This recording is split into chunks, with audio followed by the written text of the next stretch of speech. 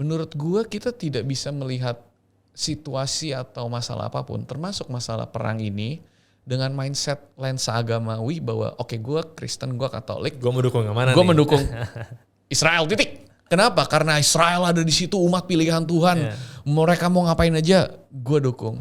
Dan masalahnya kan perang itu kayak sekarang nih Israel nyerang, nggak akan terjadi apa-apa. Maksudnya itu nggak akan merubah apa-apa kan. Itu udah terjadi puluhan tahun, tidak pernah menyelesaikan masalah. Right. Masalah itu selesainya gimana? Kalau Israel memusnahkan semua orang di kasar mungkin di Palestina.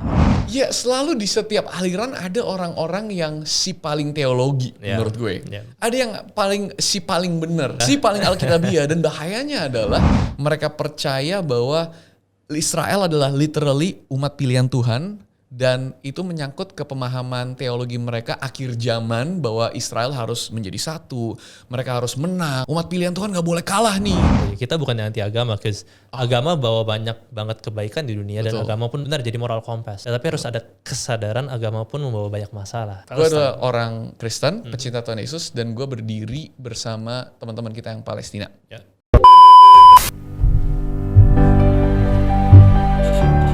Hey, gue duduk sini bentar, gak apa-apa ya? Gimana kabar lo? Gak beneran, gimana kabar lo? Mungkin sampai hari ini lo masih belum menemukan tempat aman di mana lo bisa menjadi diri lo sendiri dan ngomongin semua yang ada di dalam hati lo. Karena itu, hai, gue Brian dan welcome to our safe space.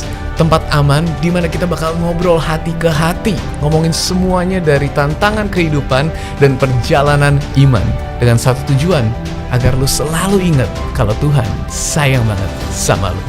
Sebelum kita ngobrol-ngobrol hari ini dengan temen gue yang spesial banget, jangan lupa subscribe YouTube channel ini ya, dan share ke semua teman-teman kamu. Well, tanpa lama-lama lagi, enjoy! What's up guys? Welcome back to Safe Space. Hari ini kita ditemani lagi oleh Angga. temen gue yang recently semakin ngobrol, semakin menarik diskusi kita. Topik-topik yang kita sering obrolin personally juga makin seru ya Gak ya? Seru sih menurut gua. Iya. Angga di sini juga seperti yang lo bisa lihat lebih bahagia daripada di episode sebelumnya. Karena ternyata dia abis nge-wine guys. Nggak ngajak-ngajak. Yoi. Jadi udah membawa, kebetulan hari ini kita rencananya membawakan topik yang agak berat ya, agak sensitif ya. Ngomongin dulu makanya, biar lepas. Gue belum ada bantuan relaksasi, tapi semoga kopi yang gue minum tidak bikin gue ngegas. Tapi Angga, perkenalkan diri dikit dong untuk teman-teman yang belum sempat kenal lo. Iya, perkenalkan nama gue Angga. Gue temennya Brian. Selalu bingung gue. Gue bukan pebisnis ya, apa ya? Entrepreneur mungkin, karyawan, budak korporat. Dan gue memang penggiat suka teologi dan ngamatin gereja-gereja aja. Oke. I love that. Dan sekali lagi buat semua teman-teman yang baru bergabung di Safe Space ini adalah tempat gue selalu bilangnya iman tongkrongan. Ya. Artinya kita dari sini, kita semua punya perjalanan spiritual. Karena makin gue kesini gue makin ketemu teman-teman yang selalu bilang, gue gak agamawi, apapun agamanya. Ya. Tapi gue spiritual. I would say gue juga begitu sebenarnya. Iya, sama gue juga. Dan seringkali apapun iman kepercayaan kita gak mendapatkan tempat aman untuk mengeksplorasi iman spiritual kita. Gitu. Nah inilah kenapa Safe Space ada. So gue kemarin baru bikin sebuah sebuah di IG sebenarnya, di IG story. Gue pengen tahu seberapa bervariasikah. Isi juga? Iya kan, followers gue. Gue lihat lo tulis tuh. Jadi untuk teman-teman yang gak tahu, kemarin gue habis bikin kan. Terus gue bilang, gue bikin di story. Mana dia? Oke, gue tulis iman agama kalian apa. Gue tadi mau pengen bikin semua 6 agama ada semua. Mau 7 sama ateis gitu kan. Tapi ternyata cuma bisa 4 kuadran, iya 4 pilihan. Jadi gue yang pertama Islam. Ini buat followers gue pengen penasaran, pengen nanya mereka dari iman kepercayaan apa. Yang pertama Islam, yang kedua itu Kristen atau Katolik, yang ketiga itu Buddha atau Hindu atau Konghucu atau agama lainnya, yang keempat itu lebih ke ateis atau agnostik. Tahu nggak? Udah hampir 24 jam ininya apa gak? Paling banyak? Iya, mungkin ya obviously karena Kristen Katolik, right? Tapi surprisingly angkanya cuma di 86%. Oh iya. And I love that, right? Followers lu ya? Iya, followers gue. Jadi 8% teman-teman kita dari background Islam, Kristen Katolik 86%, Buddha, Hindu, Konghucu lainnya 3%, Oke. ateis agnostik 4%. Wow. I love it. Ditangkap semua tuh udah nggak boleh. Paling nggak kita bisa ketemu bareng-bareng dengan variatif. Gue suka banget variasi karena perbedaan pendapat itu harusnya bisa membuat kita makin bertumbuh. Of course. Hopefully gue nggak menjadi orang-orang yang backgroundnya apa ya? Mungkin masalah kita tuh kalau kita terlalu masuk ke dalam sebuah agama, kita one sided banget dan mau mengconsider perspektif orang-orang. Kita nggak mau di dalam echo chamber ya. Kita harus yeah. ngobrol sama orang punya seberangan so we can open our. That's right. Gue juga nyariin teman-teman dari agama yang berbeda untuk gue invite ke tempat ini nih. Ngobrol, saling kenal kan. Bakal seru banget. Well, hari ini kita akan hari ini karena Angga dan gue juga kita backgroundnya dari iman Nasrani ya. Jadi kita bakal masuk mungkin dari angle itu. Tapi menurut gue hari ini akan menarik untuk teman-teman kita dari agama yang lain untuk mendengarkan. Terutama mungkin tuh teman-teman yang Muslim, yang dari agama Islam. Karena kita bakal menyentuh topik yang gini. Sejak gue bikin safe space ini agak ya. Dulu kan gue TikTok gue tuh rame kalau kayak gue selalu cuma suguhkan konten-konten yang kayak positive vibes banget. Ya. Doa sama orang, Even Tuhan sayang lu kayak positive vibes banget. Karena personality gue memang positive vibes dan itu yang biasa kalau gue ketemu orang itu yang orang tangkap pertama orang rasakan. Tapi gue punya satu side juga yang akhir-akhir ini gue tonjolkan, yaitu side apa adanya gue. Right? Nah sejak safe space ini kita punya tempat di mana gue bisa mengumumkan pendapat gue yang lebih apa adanya, my thoughts yang mungkin buat orang-orang sama kayak lu nih progresif kan cara pikir kita. Mungkin untuk beberapa orang-orang tradisional kita itu liberal gitu kan. Jadi mulai terkikis nih followers gue yang tadinya kalau gue ketemu orang selalu kayak thank you banget Kak Brian, kontennya menguatkan, aduh gila happy banget gitu kan. Akhir-akhir nih kalau gue ketemu orang banyak yang ngomongin thank you banget untuk konten safe space, pemikiran gue terbuka. Oh oke, that's nice. Thank you banget gue akhirnya bisa merasa gue gak gila sendiri gitu. Thank you banget ternyata yang gue pikirkan selama ini dan gue gak pernah menyuarakan tuh di tempat ini bisa tergaungkan dan terwakili. Terafirmasi aja. Iya terafirmasi. Tapi gue juga tahu mungkin gue punya pendengar makin mengecil dan mendikit. Oke. Maybe. Probably. Karena kadang-kadang pembicaraan kita mungkin bakal menyentil atau menyinggung untuk teman-teman yang mungkin cara pikirnya agak lebih tertutup, nggak terekspos atau nggak membuka diri untuk pemikiran-pemikiran baru sih, ya, mungkin. Hopefully kalau itu salah satu dari kalian, ini bakal membantu ya kan? Karena gue dulu juga gitu gak? Gue juga dulu begitu. Oh ya, oke. Coba kita, gue kasih tahu dulu apa yang kita akan ngomong hari ini. Abis itu gue pengen ngobrol dikit. Hari ini kita bakal ngomongin tentang isu yang sangat sensitif, yang gue tahu mungkin bisa get us cancelled. Kita udah di cancel banget, gue udah sering banget di cancel lewat acara ini kan. Tapi kita bakal menyinggung dikit tentang perang di Israel. Yang lagi hype Israel sekarang. Palestina. So before we start, let me start dengan sebuah statement yang bukan bakal make people wonder. I'm a Christian secara agama, and I stand with Palestine. Okay, gue adalah orang Kristen, pecinta Tuhan Yesus, dan gue berdiri bersama teman-teman kita yang Palestina.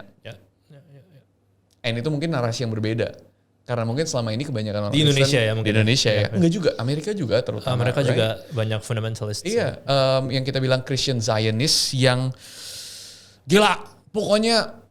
I'm the new Israel. Gue pro Israel mau nggak mau gue pro Israel. Umat pilihan Allah nggak mungkin mereka salah, mereka ngapain gue support mereka. Bisa lihat video kemarin?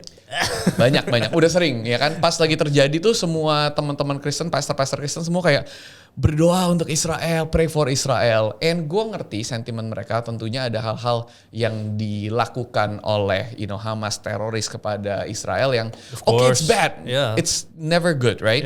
Tapi I think kita akan membicarakan sedikit the nuanced bahwa nggak sesimpel itu, rumit, right? Alright, kita bakal ke situ. Itu buat teaser dikit. Tapi balik lagi ke lu bentar gak? Lu bilang lu dulu cara pikirnya sempit. Iyalah. Gue juga, right? Okay, so what happened? What happened? Life happens, reality. Cause ya setiap orang kan datang ke gue mungkin dan gue rasa setiap orang lah, karena kalau gue amatin kebanyakan gereja-gereja di Indonesia ya, at least yang gue kenal mayoritas begitu, bahwa umat Kristen itu ya ini sedikit sejarah mungkin terpengaruh dari Amerika, kita datang penginjil-penginjil dari sana dan memang zaman pada saat itu begitu yang berkembang. Kita melihat apa yang kita percaya itu sebagai dapat dari Alkitab yang adalah firman Tuhan, berisikan firman Tuhan, dan apa yang dituliskan di Alkitab itu literally itu benar gitu kan. Dan terkadang kita lupa bahwa ternyata pas baca Alkitab, pemahaman kita akan agama itu ada konteks. Itu nggak datang dari langit, tapi merupakan pergumulan dari sepanjang zaman. Tapi kebetulan yang kita lihat, kita anggap itu yang paling benar kan. Jadi gue merasa pada saat itu ketika gue jadi Kristen, terus gue melihat, oh ini adalah kebenaran yang paling benar. Teologi yang diajarkan oleh orang sekitar gue ini yang benar. Yang lain yang diajarkan oleh orang-orang di sekitar lu. Iya. Dan buku-buku yang gue baca, karena katanya inilah orang-orang yang paling bisa membaca Alkitab dengan paling tepat. Paling Alkitabiah. Itu paling teologi. Iya. Gue baca dan kayak oke, ini paling benar. Gue kalau ketemu orang kayak lu, gila bray, lu sesat gitu kan. Even 2019 gue lihat lu kayak lu sesat menurut gue gitu misalnya. Terus kayak ketemu orang lain sesat. Gue dari tradisi Reform Injili ya. Jadi orang-orang Pentakosta of course they are going to hell karena buat teman-teman yang non Kristen, jadi kan Kristen tuh banyak variasinya tentunya. Nah, Reform Injili ini salah satu aliran yang mungkin dalam banget soal pengertian Alkitabnya. Dan mungkin true sih. Mereka klaimnya begitu. Gue kan karismatik kan. Kita kan yang lebih kayak ya tahu Alkitab secukupnya, pengalaman udah kayak sih ya, lebih kayak Roh Kudus berbicara, Tuhan merasakan apa ya, itu yang banyak. Kayak kita tuh yang kayak rada gila gitu kan. Nah, kalau Reform kan yang kayak yang buku-buku yang modelnya itu kayak akademik dan hold on to the firman. Ya jadi gue berangkat dari situ, lalu tapi ya kebetulan suka belajar, gue suka baca, dan memang gue ada rencana untuk pursue theology kan. Dan gue sadar, oh ternyata tradisi Kristen itu sangat kaya. Dari masa ke masa berkembang. Apa yang gue percaya sekarang kok beda sama yang dipercaya sama orang-orang di abad kedua, abad ketiga, abad keempat. And so I realize, oh ternyata iman Kristen itu seru dan kompleks. Dari situ ya gue berusaha mengenal apa yang dulu ada, apa yang sekarang ada, apa yang teman-teman Pentakosta, apa yang lu ada gitu. And jadi ya karena gue mau, jadi ketika gini, dulu gue pun sering ya mungkin kita berusaha belajar apa punya orang lain, bahkan agama lain. Tapi tujuannya untuk nunjukin, lu gak salah, lu gak rasional di sini, gue yang paling benar. Dan sebenarnya ketika kalau lu pelajari, lu akan sadar bahwa setiap orang berangkat dari premis dan cara pikir yang sama, punya rasionalisasi masing-masing. Yang penting bagi gue bukan gue bener lu salah, tapi gue pengen tahu kenapa lu pikir begitu. Pengalaman, misalnya kayak konteks apa sih yang bikin lu berpikir gitu? Iya, kenapa teologi Pentakosta itu begitu? What makes it like that? And itu lebih interesting dan bikin gue jadi kayak, oh gue bisa ngerti sih kenapa lu begitu. I like that. Pertumbuhan dalam kedewasaan dalam teologi dan mengerti iman dan kitab suci ya. Gue juga mengalami perjalanan yang sama. Kita dari background yang berbeda. Gue dari background Pentakosta, karismatik. Tapi sama juga gue dalam perjalanan mengenal Tuhan yang selalu dibilang ada di dalam Alkitab dan agama Kristen. Aliran gue, dari dulu gue kira ya ini memang satu-satunya aliran. Cuma inilah yang benar gitu kan. Karena ini adalah cara baca Alkitabnya, ini adalah kebenarannya, dan itu yang gue telen. Pasti orang-orang kayak gue tidak menerima baptisan Roh Kudus. Iya, orang-orang kayak lu yang kagak ngerti baptisan Roh Kudus, gak kenal Roh Kudus, lu mah kayak ahli-ahli Farisi doang gitu kan. Lu kagak ngerti secara pribadi, lu cuma mati, itu firman mati buat lu. Dan ya selalu di setiap aliran ada orang-orang yang si paling teologi menurut gue. Ada yang si paling benar. Si paling Alkitabiah. Si paling Alkitabiah. Dan bahayanya adalah kalau kita menjadi orang-orang seperti itu, kita merasa cara kita membaca satu buku Alkitab ini cuma itulah yang benar. Tapi dalam perjalanan gue ngambil sekolah teologi, gue makin terekspos ke dalam teologi akademis, membuat gue mengerti bahwa satu subjek, satu ayat, satu pembahasan di dalam Alkitab itu bisa di-approach dari berbagai angle. Dan biasanya generally spektrumnya itu ada yang kalau kita biasa bilangnya right wing, left wing ya. Jadi ada yang lebih tradisionalis in general. Ada yang tradisionalis dan literal. Terus ada satu lagi mungkin yang lebih progresif, yang lebih critical. dan spektrum di tengah-tengahnya gitu kan. Kenapa kita ngomongin ini sebelum ngomongin perang? Karena nyambung sebenarnya. gue pengen teman-teman ngerti apakah teman-teman dari background Kristen Katolik atau dari agama yang berbeda, teman-teman dari Muslim, bahwa kepercayaan Nasrani pun sangat berbanyak cara pikirnya. Diverse banget, luas banget. Betul. Jadi kita mau mulai dengan itu dulu dan inilah mungkin yang kita pengen mengerti. Alright, so dari sana kita udah at least di satu ini kita mengerti ya bahwa kita nggak hold satu pemahaman dan memegang itu terlalu erat. Gini. Gua paling punya masalah dengan orang yang selalu bilang orang lain sesat. Sama. Kenapa? Karena balik lagi itu adalah sebuah bentuk kesombongan menurut gue. Kesombongan bahwa yang gue pikir, yang gue percaya paling benar semua orang salah. Kalau gue track back perjalanan gue, hal-hal yang gue yakini 5 tahun lalu dan gue ngomong kepada orang, gue bilang ini yang benar. Dan hari ini gue denger apa yang gue bilang, gue kayak gila Bri, lu sesat banget gitu kan. Tapi gue sadar bahwa 5 tahun lalu disitulah gue dalam pemahaman gue. Tuhan gak pernah berubah. Iya kan? Tapi pemahaman kita tentang dia berubah. Seperti gini, ada pesawat di atas, gue ada satu analogi yang gue suka tuh, ada anak kecil nanya ke bapaknya, "Pak, itu pesawat gue lihat di atas tuh, itu kecil atau besar sih?" Gitu kan. Terus bapaknya lihat, "Menurut kamu gimana?"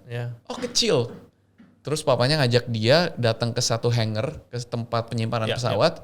Terus dia kasih tunjuk, dibuka pintunya, dikasih tunjuk pesawatnya. "Menurut kamu kecil atau besar?" Terus anaknya kayak, "Oh gila, gede banget, besar," gitu kan. Dan menurut gue kita dengan Tuhan juga seperti itu.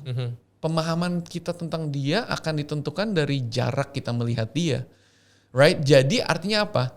Gue nggak bakal pernah bilang bahwa yang gue percaya ini yang paling benar. Kenapa? Karena tahun depan mungkin gue bilang yang gue percaya nggak benar. Bukan Tuhannya nggak konsisten.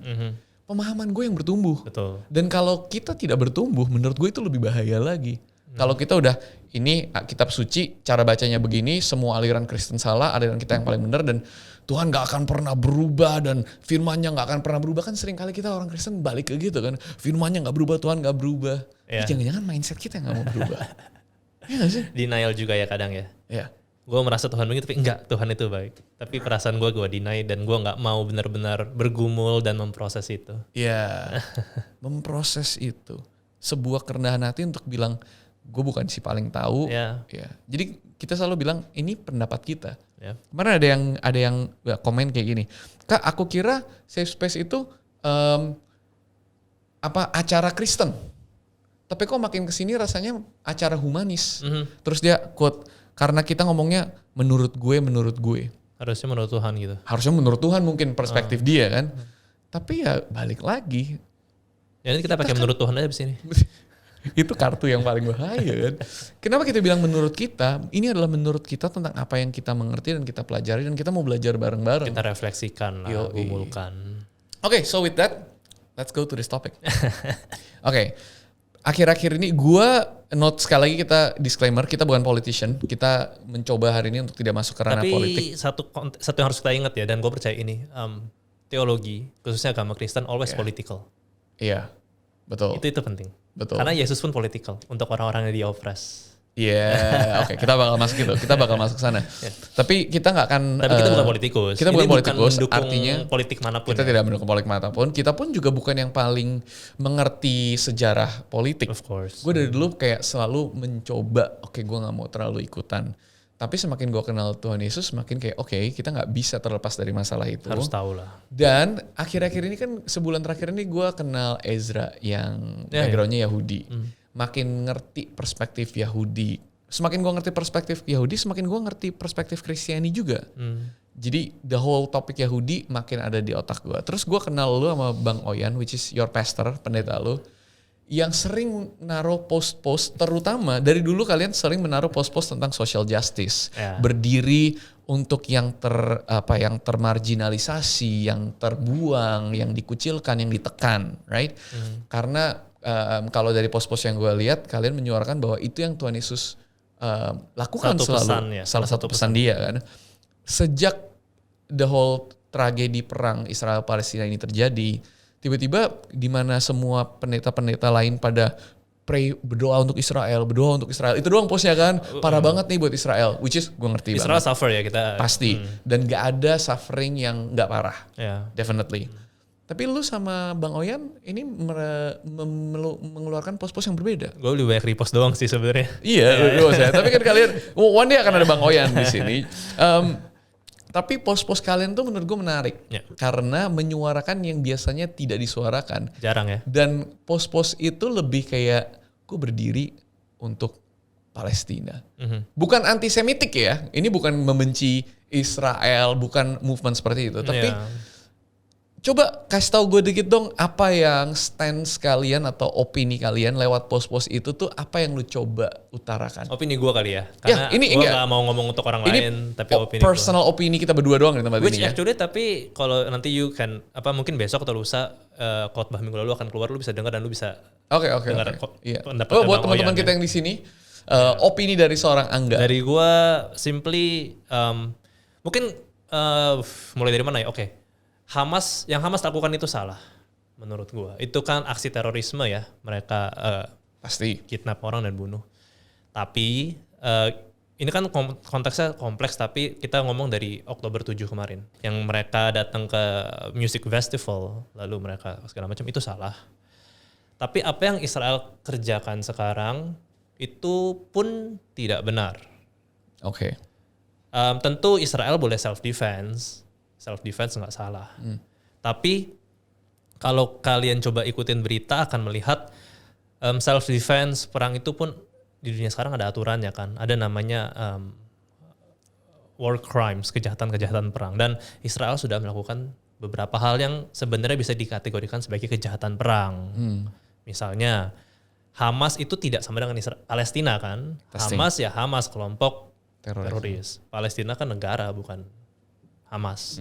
Tapi Israel nyerangnya semua dengan alasannya karena Hamas berlindung di balik civilians misalnya seperti itu. Tapi kan kita ngomong ya dalam hukum apapun itu alasannya itu nggak boleh. Dan yang kedua ada yang berapa hari lalu mereka cut off akses Palestina untuk yang di Gaza ya, makanan, air, pengobatan itu kan di cut off. Itu kan hak basic needs manusia. Itu juga udah kejahatan. Terus kalau lihat berita tadi pagi atau tadi subuh, gue cuma lihat sekilas karena lagi sibuk hari ini ya.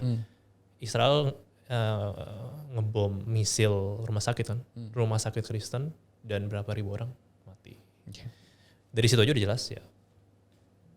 Kalau gue tarik lebih jauh lagi, tadi juga lu bisa dengar di interview YouTube ya, bagaimana mereka bisa sebut ada West Bank. West Bank itu satu area Palestina yang nggak ada Hamasnya, nggak ada urusan terorisme.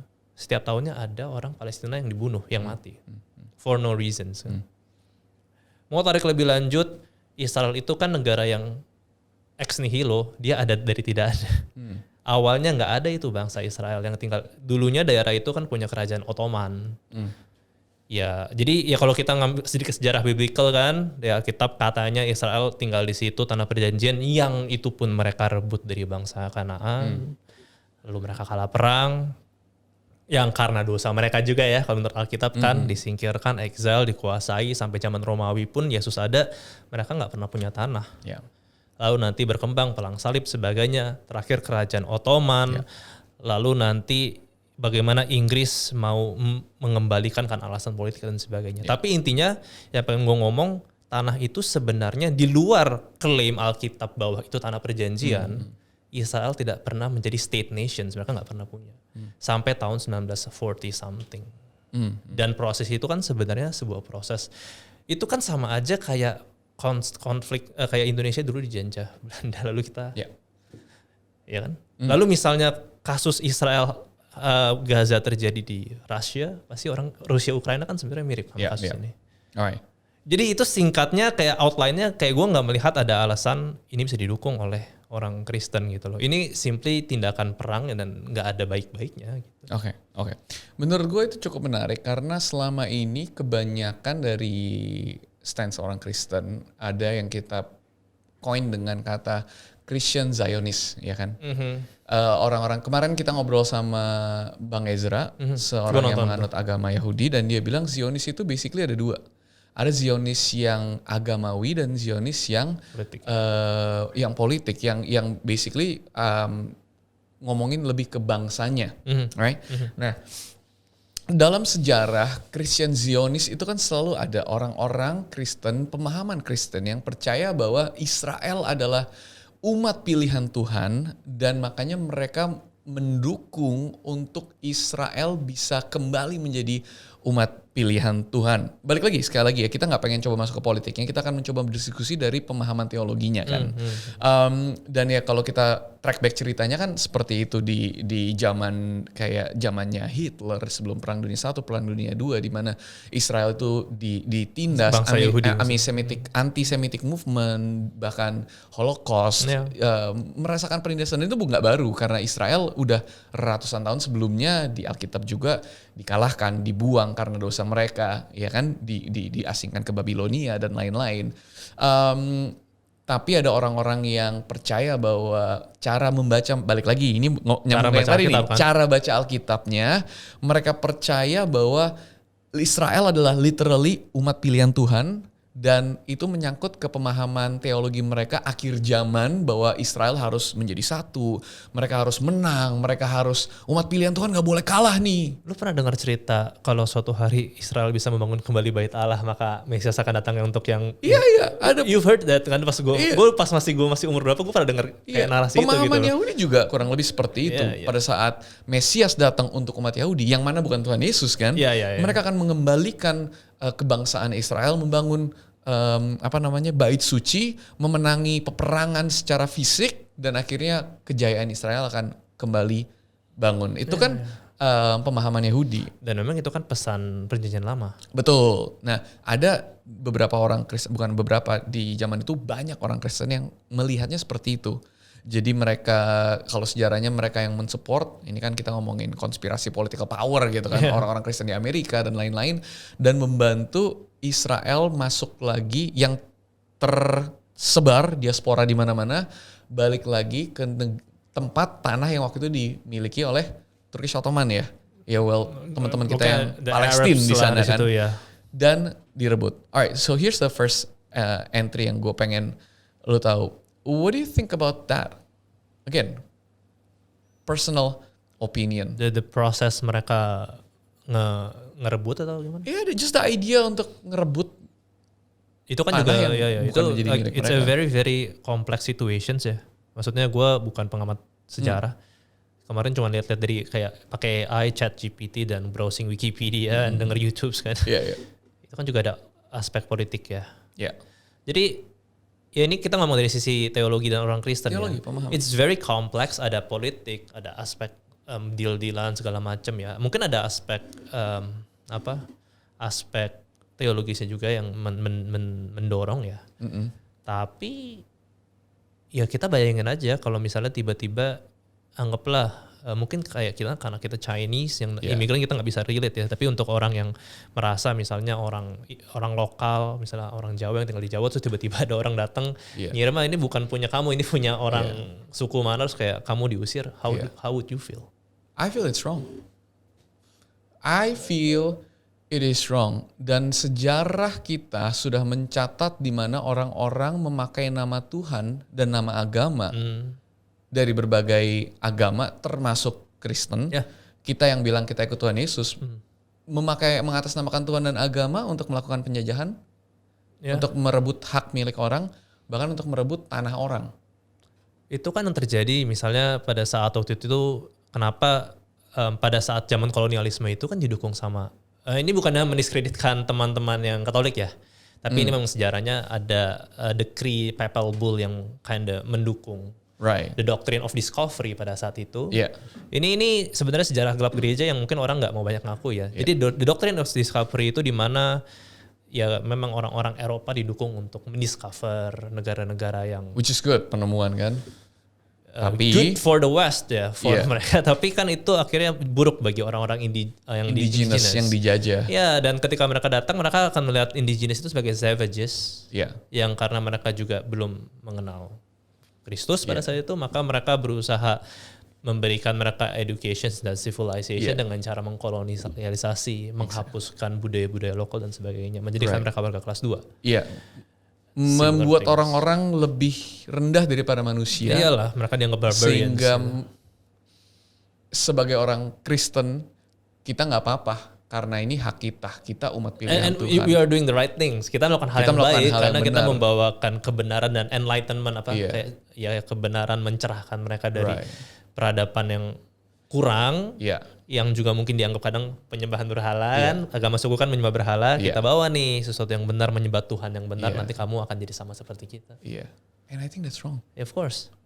Lu bilang of course tapi I don't think semua orang berpikir seperti itu. Ya, memang sulit untuk Karena banyak orang yang berpikir kita sebagai orang Kristen, orang Katolik, tugas kita adalah menyebarkan ajaran kita sampai ke ujung dunia, basically world domination. Ya. Kalau main game Imperialistik ya Iya, sifatnya. imperialistik kan. Kayak kalau main game Age of Empire tuh, gue harus kalahin semuanya sampai semuanya jadi milik gue. Ya. Terus gue kasih ke Tuhan Yesus, terus end of story. Dan itu adalah yang benar. Dan gue sama sekali tidak merasa itu adalah pesan yang Tuhan Yesus bawakan. And this is where I want to enter with Tuhan Yesus. Pas kemarin gue bikin semua post-post di situ, gue nanyakan teman-teman yang bukan Kristen Katolik, banyak yang backgroundnya dari apa sih? Gue terkagum banget, ada teman-teman yang dari Buddha, Hindu, bilang, Kak aku terlahir dari Buddha tapi makin sini aku makin jatuh cinta sama Kristus. Kak aku dari Hindu dan aku masih kayak di persimpangan. Dan gak sedikit teman-teman yang bilang, Kak aku Islam dari lahir tapi makin sini aku makin cinta sama Tuhan Yesus. Dan gue pengen balesin mereka satu-satu, apapun agama lu cukup cinta sama Tuhan Yesus, percaya sama dia, and the rest doesn't matter. Karena agama ini,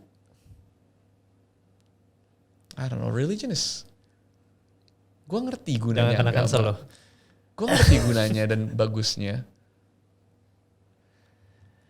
Tapi Tuhan Yesus saja datang 2000 tahun yang lalu melawan otoritas agama di waktu itu yang dia datang dalam konteks Yahudi. Dan dia tetap Yahudi sampai mati. Dan dia tetap Yahudi. Tapi dia melawan apa yang agama Yahudi, agama waktu itu, kalau kita Oknum. hari ini, Oknum agama Kristen, pada saat itu ya. dibilang oknum juga bukan salah satu bagian kecil, tapi bagian besar. Karena itu adalah bagaimana sistemnya berjalan. Dan Yesus datang sebagai antitesis dari sistem itu. Berbeda cara pikirnya. Kalau dibilang gak boleh menyembuhkan orang di hari Sabat, dia menyembuhkan. Dia memanusiakan manusia pada saat agama merendahkan manusia. Karena agama kan membatasi mana yang baik, yang tidak baik, mana yang boleh, tidak boleh, mana yang kosher dan tidak kosher, mana yang haram, mana yang halal gitu. Dan dia memecahkan garis itu, dan dia meninggikan martabat manusia yang sudah dijatuhkan oleh agama naik ke atas. Dan semakin gue ngeliat sini, dia berdiri beserta bukan pihak agamawi, tapi pihak yang tertindas, pihak yang terbuang, pihak yang tidak dilihat. Kalau di Alkitab kita bilangnya Tuhan Yesus meninggalkan 99 domba untuk yang satunya. Dan inilah tujuan kita ngobrol kali ini untuk pembahasan kali ini adalah, menurut gue kita tidak bisa melihat situasi atau masalah apapun, termasuk masalah perang ini, dengan mindset lensa agamawi bahwa oke, gue Kristen, gue Katolik, Gue mendukung yang mana gue nih? mendukung Israel, titik. Kenapa? Karena Israel ada di situ, umat pilihan Tuhan. Mereka mau ngapain aja, gue dukung. Setidaknya kalau kita percaya sama Tuhan Yesus, dan apa yang pesan yang dia bawa, dan bagaimana dia menghidupi hidupnya, dia berdiri kepada dan bersama pihak yang tertindas. Dan gue ngerti kali ini buat Israel, kemarin gue baca bahwa tragedi 7 Oktober yang terjadi di Multi Festival dan lain-lain, di mana ribuan orang itu dibunuh, itu adalah tragedi terbesar sejak Holocaust. Parah banget gitu kan. Tapi lewat hal-hal yang gue terekspos akhir-akhir ini, terutama lewat bagaimana lo membawakannya, post dari Bang Oyan, dan gue nontonin beberapa minggu terakhir ini, bahwa korban lebih besar datang dari pihak Palestina. Of course. Jauh lebih banyak. It's not comparable. Dan kita bukan lagi ngebandingin jumlah yang lebih parah ya, Karena tapi we're just saying war is bad and gak bisa dibandingkan. It's both bad. Tapi kita gak bisa. Soalnya itu media kan ngangkat seakan-akan banyak banget yang korbannya Israel bla bla bla, tapi mereka nggak mau lihat track ke belakang bahwa korban dari Palestina lebih banyak dan for nothing, nggak ada reasons. Nggak ada, reasonnya lebih tidak jelas dan seakan-akan gue nggak gini loh. buat teman-teman yang Kristen, teman-teman yang Katolik, teman-teman yang percaya bilang kepada Tuhan Yesus, jangan sampai jadi kayak gue dulu. Gue terlahir rasis. Gue adalah Cindo. Gue dari kecil, bonyok gue yang sangat baik dan luar biasa, mereka tidak berniat untuk membuat gue rasis. Tapi karena pergaulan kita sempit, cara pikir kita sempit. Teman-teman gue dari SD, SMP, SMA semuanya Cindo. Gak. Artinya apa? Gue sebagai orang Indonesia, tapi kalau lu taruh dua orang, ada anak kecil di depan gue, yang satu kurus kumal, dua-duanya kurus kumal kucel, yang satu putih kulitnya, matanya sipit, yang satu orang Indonesia kulit sawo matang, gak ada keturunan Cina-Cinanya, matanya belok. Kalau lu taruh dua-dua di depan gue, otomatis hati gue bakal ke yang sipit. Gue bakal ngelihat yang sawo matang dan kayak, aduh nak, kasihan ya, nih 2.000, nih 10.000, nih duitnya berapa deh? Semangat ya, yuk bisa. Dan gue ngelihat yang Cindo, gue kayak, kok lu bisa ada di sini? Lu seharusnya tidak berada di sini. Dan hati gue tergerak, udah lu ikut gue, sini lu ke rumah gue mandiin, gue kasih lu makan. Dua-dua ya gue sedih ngelihatnya, tapi gue tahu kemana hati gue bergerak. Itu perspektif gue dari kecil, gue rasis tanpa sadar gue rasis. Ini bisa dibahas untuk podcast berikut, menarik banget sih. Right? Soal generational trauma, racism segala macam. Dan dalam perjalanan gue, pada saat gue mengenal Tuhan Yesus dan gue mulai mendengar pesan dia dan what he stands for, gue ngerasa, di situ gue ngerasa seberapa gue rasis. Gila, gue orang Indonesia, mau darah gue Cina, gue orang Indonesia, itu kebangsaan gue. Kenapa hati gue cuma tergerak untuk satu kelas orang? Samaria dan, ingat gak? Exactly. Itu Samaria sama Yahudi. Sama orang Yahudi kan. Karena orang Yahudi melihat orang Samaria sebagai kelasnya lebih rendah. Dan kalau kita melihat orang sebagai kelasnya lebih rendah, hati kita gak akan tergerak. Kita akan beda treatnya. Dan itu yang gue pengen gak, untuk kita bisa melihat perspektif apa yang terjadi di Israel, Palestina itu bukan dengan lensa Israel adalah superhero. The chosen nation. The chosen.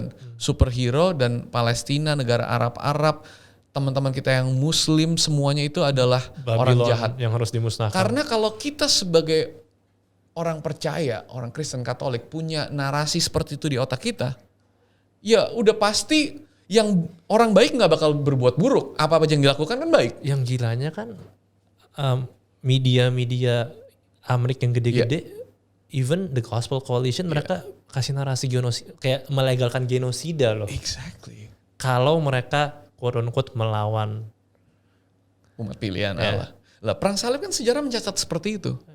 Tapi itu adalah sebuah narasi di mana kita mereka bukan melawan umat pilihan narasi, tapi kalau lu membawa kejahatan. Tapi tapi itu kayak gak make sense juga lah. Right?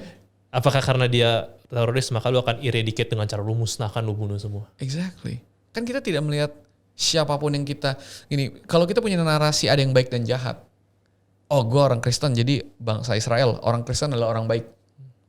Yang non Palestina, agama lain, saudara kita yang Muslim itu orang jahat. Maka tanpa sadar kita akan mendehumanize. Siapapun yang kita anggap sebagai orang jahat akan menjadi lebih rendah. Sebenarnya dalam case ini ya jadi kompleks banget karena mereka lihat Hamas sebagai teroris itu jahat maka harus dimusnahkan gitu kan. Harusnya kan nggak begitu juga. Iya.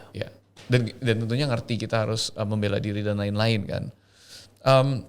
Again, not to go into details karena kita semua bisa punya perspektif. Tapi gue cuma pengen membawa Tuhan Yesus masuk ke dalam pembicaraan ini. Karena what he stands for adalah meninggalkan yang 99 untuk yang satu. Dan menurut gua kita harus berpikir ulang dalam masalah ini dan masalah-masalah lainnya. Dan kita bisa menarik ini kepada masalah domestik juga. Gua sebagai orang Kristen dan Katolik, gua gak akan selalu berdiri untuk orang Kristen dan Katolik. Lucu ya, gue percaya misalnya nih, kita bikin rapat semua agama di Indonesia. Terus ada kursi-kursinya kan, Kristen situ, Katolik situ, Islam, Buddha, Konghucu gitu kan. Seluruh Indonesia kita panggil gitu kan. Kita ngabsen, kita mau diskusi apa deh, kita mau bikin undang-undang baru gitu kan. Kalau Tuhan Yesus ada, gue gak yakin dia duduk sama Kristen atau Katolik. gue tidak yakin Yesus Kristus Tuhan gue akan mengidentifikasikan dirinya dengan agenda-agenda Kristen dan Katolik. Orang dia datang ke dunia yang waktu itu di zaman Yahudi aja dia menentang pemerintahan agamawi Yahudi. Dan dia berdiri di sisi humanis. Sisi korban. Sisi manusia. Menurut gue, Tuhan Yesus adalah orang yang paling memanusiakan manusia tanpa memandang agama. Bahkan kan kalau kita ngomong dalam tradisi Kristen, mereka percaya Tuhan menjadi manusia supaya manusia menjadi Tuhan, mengelevasi bahkan. Iya, menaikkan. Iya. Bukan manusia menjadi Tuhan kali ya. Nanti ada yang salah nangkap terus. Diktumnya begitu. Right. Untuk manusia bisa diangkat derajatnya berada bersama Tuhan. Frasanya tinggal dicari Athanasius, God Iya. become man so that man become gods. Tapi gods kecil ya. Tapi ya menjadi ilahi lah, menjadi Kalau gue bilangnya divine. Yang mulia Dimuliakan turun ke dunia yang hina. Supaya yang agar hina, kita yang hina dimuliakan. bisa dipermuliakan bersama dia. Ya. And itu merubah cara pikir gue dan mendobrak-abrik perspektif agamawi gue. Dan itu kan yang makanya gue gila banget sama iman gue terhadap Tuhan Yesus Kristus. Makanya gue seneng teman gue bilang, bang aku dari agama ini tapi aku cinta Tuhan Yesus. Bang aku dari agama ini perfect. Gue pengen melihat makin banyak orang-orang yang cinta Tuhan Yesus, percaya sama dia dan datang dari agama yang berbeda. Dan masalahnya kan perang itu kayak sekarang nih Israel nyerang, nggak akan terjadi apa-apa. Maksudnya itu nggak akan merubah apa-apa kan. Itu udah terjadi puluhan tahun tidak pernah menyelesaikan masalah. Right. Masalah itu selesainya gimana? Kalau Israel memusnahkan semua orang di kasar mungkin di Palestina kan. Iya buat perspektif mereka. Buat perspektif mereka baru itu selesai kan. Yeah. Tapi itu pun tidak menyelesaikan karena pasti ada balas dendam dan segalanya. Dan menurut gue itu sangat salah. Yeah. Secara sejarah kan itu dari zaman kolonialisasi kan. Makanya hari ini kalau di pemahaman Kristen kita selalu banyak ngomongin about decolonialization. Yeah. Karena ternyata iman yang kita diajarkan ini perspektif barat yang mengkolonialisasi tempat-tempat termasuk Indonesia. Ya kan kekristenan datang lewat sejarah kita penjajah Belanda dan lain-lain.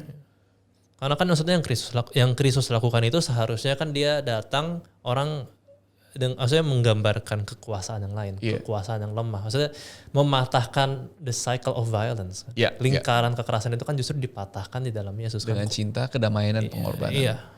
Bukan dengan perang. Nah, itu dia. Jadi kenapa orang Israel malah orang Kristen malah ngedukung perang? Kalau misalnya gini ya, gue kayak ngomong ini nggak pragmatis, cuman idealis ya. Tapi kalau lu ngomong orang Kristen, kalau ditampar kiri, lu kasih pipi kanan, lu kasih musuhmu. Terus Yesus bilang kerajaanku bukanlah di dunia ini. Tapi kenapa kita malah beroperasi punya mindsetnya ya pakai the power of the world, the kingdom of the world. Caranya gimana? Mengalahkan musuh, menumpas musuh. Itu kan bukan cara yang Christians. Bener banget. Again, ini adalah pembahasan yang panjang banget dan tentunya sekali lagi kita nggak mungkin bisa ngomongin. Tapi ini cuma dua temen yang lagi duduk dan ngobrol pemikiran kita, kefrustrasian kita bahwa kita harus memikirkan ulang bahwa kalau panutan kita Kristus, kita nggak bisa punya the good versus evil. Karena tidak di dalam dunia itu tidak seperti itu, tidak sesimpel itu. There is always dalam dunia ya, selalu ada selalu ada kejahatan di dalam yang baik dan selalu ada yang baik di dalam yang jahat. Karena kompleks kan, abu-abu. Dan kita sebagai orang Kristen, terutama gue mengajak teman-teman yang mengaku percaya dengan Tuhan dan mencintai Tuhan untuk mungkin kita udah saatnya bilang bahwa we're not always on a good side.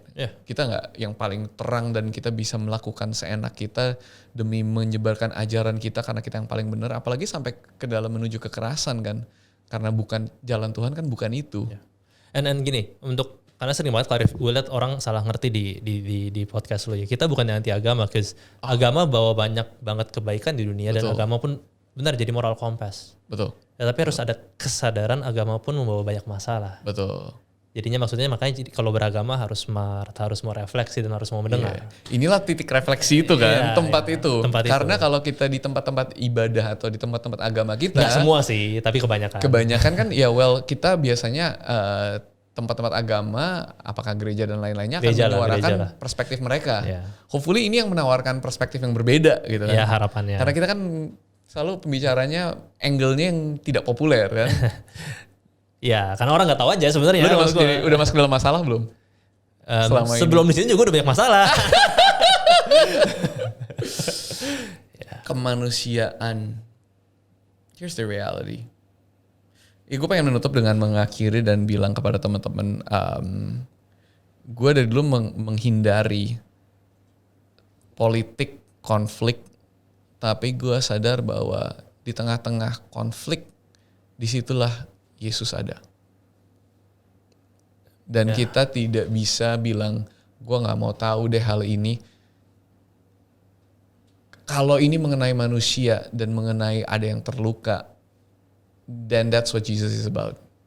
Dia pasti ada di tengah-tengah masalah, berdiri bersama mereka yang terluka, yang terbuang, yang terisolasi, dan compassion itu yang menurut gua at the end of the day, cinta dan compassion itu apa ya bahasa Indonesianya? Belas kasihan. Belas kasihan. Itu harus ada. So as we rethink, teman-teman yang untuk masalah Israel Palestina, baca lagi, dengar lagi, lebih banyak lagi. Lately apa yang cara pikir perspektif kita ini makin vokal ya. Yang berbeda dengan narasi yang selalu ada. Kebetulan maksudnya di sosial media gue karena teman-teman gue kebanyakan begitu, jadi mungkin echo chamber gue yang banyak keluar itu banyak sih. Iya. I hope makin ada di luar sana dan hati kita bisa makin tergerak kepada teman-teman kita yang lagi tertindas. Dan gue ngerti sekali lagi teman-teman Israel juga banyak yang lagi ketakutan, terluka dan lain-lain. Yeah. Tapi makanya yang tadi gue bilang, I stand. I'm a Christian and I stand with Palestine. Karena yang terluka secara jumlah juga, secara perlakuan yang teropresi, itu jauh lebih parah daripada yang media bawakan gitu kan. Dan ingat media gak netral. Betul, setiap media pasti. So ya kayak misalnya kita nonton berita pun, watch kamu dapat itu dari media apa, dan kamu harus tahu kalau dia right wing Americans itu udah pasti kayak pro Israel. Right. Alright. Any end statement, any end thoughts? I agree with you, kayak misalnya tadi kayak Yesus selalu bersama dengan korban. Tetapi it's Yesus di dunia sekarang ya. Yeah. Christ itu bersama para korban dan tertindas itu kan hanya dalam spirit. Betul. And bagaimana cara kita mendatangkan Kristus secara nyata? Ketika kita yang mengerjakan dan menjadi uluran tangan Kristus kan. Iya. Jadi maksud gue kayak mau nggak kita mendatangkan Kristus dan kerajaan Allah bagi orang-orang diopres? Like, do something real. Menurut gue, like dengan menyuarakan opini bahwa this is not right, injustice itu juga one way loh kayak. Awareness. Awareness lah, kayak show it to the world, tell to your pastors kalau that's wrong. Itu conspiracy theory. Kayak misalnya katanya anak bayi dipenggal, that's not true. Ada yang meninggal ya, tapi nggak dipenggal kayak gitu. It's very important untuk research, mau tahu, dan paling nggak cari tahu lah. Cari tahu lah. And struggle with it. Hati lu ada di mana? Itu kan. Jangan termakan sama narasi-narasi yang ada di otak. Ini loh, penting ya, teroris itu juga manusia. Right. Jadi ada satu filsuf, Judith Butler, ini sedikit ya, tapi dia bahas bagaimana di kasus Mei 98, WTC. Oke. September 11. Yeah, September 11. Yang dianggap teroris itu ditangkap nggak melalui proses pengadilan yang layak karena mereka di-treat less than human. Jadi kita punya persepsi if you're a terrorist, kamu tuh nggak layak diberikan hak-hak manusia. And itu nggak benar. Even pun kalau dia teroris, mereka adalah manusia yang punya hak dan harus di-treat sebagai manusia. Kayak once sekali kita berhenti dan menjadikan dia less than human, sebenarnya kita juga teroris kan. What makes us different? Iya. Memanusiakan manusia. Berat ya kali ini ya. Enggak lah, ini lebih kayak it's hard. Berat karena realita yang di hati dan kayak tanpa sadar kita lihat teroris kayak teroris musnahin aja, bunuh aja. Iya. Anasnya gue juga sering kayak gitu. Iyalah. Gitu kan. Gak usah jauh-jauh, temennya orang yang habis motong mobil gue musnahin aja gitu kan. But that's reality. Karena proses ini adalah proses hati. Gitu kan. Well, it's good. Tapi really ini pembicaraan yang perlu untuk kita pikirin lah. Untuk kita pikirin. So, what do you guys think? Apa yang kalian pikirkan? Setuju nggak setuju? Apa pemikiran kalian tentang perang ini? Apa experience kalian? Apa yang kalian dengar dari pemuka-pemuka agama kalian masing-masing? Apa yang mereka ajarkan? Yuk kita diskusikan dan kita obrolin lagi. Tapi yang paling penting, ingat Tuhan selalu memanusiakan manusia. Amin. It's a great conversation. Thank you so much Angga. See you next di episode berikutnya. Jangan lupa komen, subscribe, and share untuk mereka yang perlu mendengar episode ini. See you guys. Bye. Thanks Kak.